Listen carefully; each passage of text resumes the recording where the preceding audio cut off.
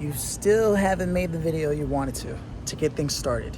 You're still putting it off, or sure, you made 1 or 2 videos and you haven't gotten back to it ever since. You're struggling. How do you make this happen? Everything else seems to be more important.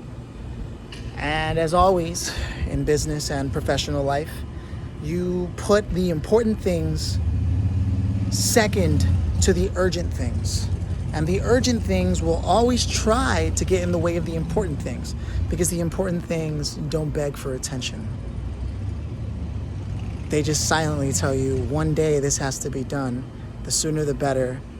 But because they're so nonchalant and so non-jealous, they don't get the attention they deserve. Whereas the urgent things are super jealous and demand a lot of you. And then what ends up happening is you spend most of your time with the urgent instead of the important. Making these videos, if you want a personal brand, is going to be important.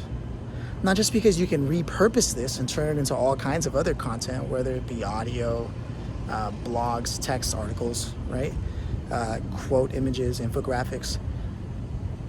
The other reason why it's important is because it's a ritual, it's a practice of you speaking and establishing thought leadership.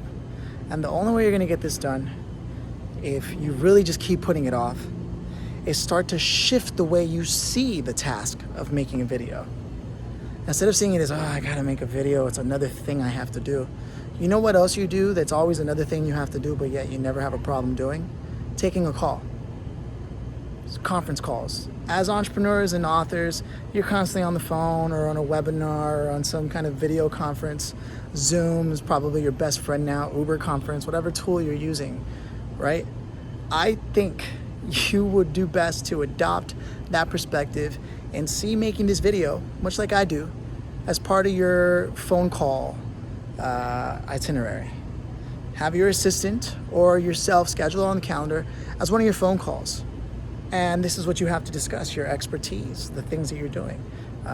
It's another client you have to sell. Put it in your CRM if you have to. Just like most successful businesses that make them their own, just like most successful businesses that make their own agencies a client of themselves, where they book internal hours to get work done that needs to get done. In particular, marketing agencies suffer with this. They are so busy with client work that they never do the things that they offer other companies for themselves. And that doesn't look good long term. So I encourage you to just start treating this like a phone call. It's something you have to do. It's a deal you're trying to close. It's a point you're trying to make. It's a relationship you're trying to save or nurture. That's how you should see making video content. And I'm speaking to you about this because I know that you want to get your word out. You want to get your message out already. You want people to know what's going on, but you might be afraid, or even worse, you're not afraid. You just don't see how it fits into everything you're already doing. Well, this is that way. Treat it like a phone call. Like one of the things you have to do, part of your pipeline is this, because eventually it will become that. So the sooner you start thinking about it like that, the better off you're going to be. The better off we're all going to be.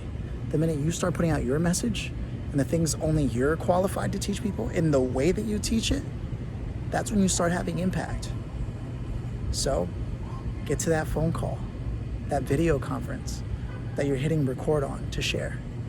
And if you really can't be bothered, find a partner that can hold you accountable and you hold phone calls together. And that's how you make your video content. One way or another, you got to get it done. All right? That's it for today. Cheers.